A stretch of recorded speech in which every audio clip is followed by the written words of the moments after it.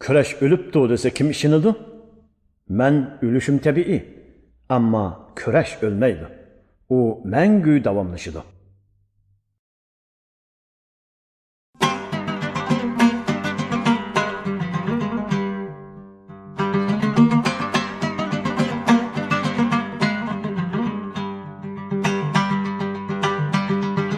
Ecdatlarının izidin almay durup,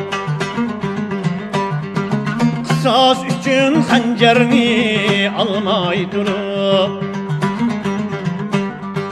armanlarım əməlgə aşmay durup, mini öldü mənlay adəmlər.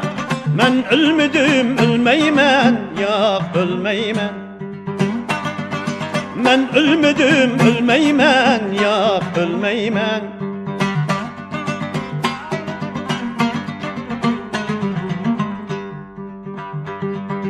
Kök bayrağını vətəngə asmay durup, düşmənlərini tamamı atmay durup, azadlığının tanrı atmay durup, mini öldü demənlay adəmlər. Mən ölmüdüm, ölmeymən, yox ölmeymən. Mən ölmüdüm, ölmeymən, yox ölmeymən.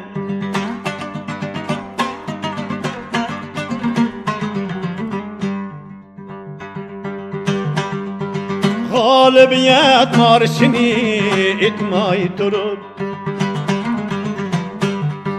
vətinimdin bu zulüm ketmey durup,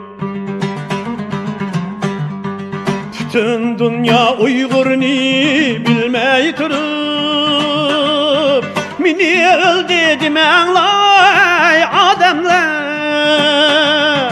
Mən ölmüdüm, ölmeymən, yox ölmeymən.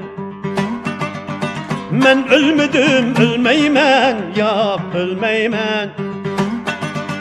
Mən ölmüdüm, ölmeymən. Küreş ölmeydi.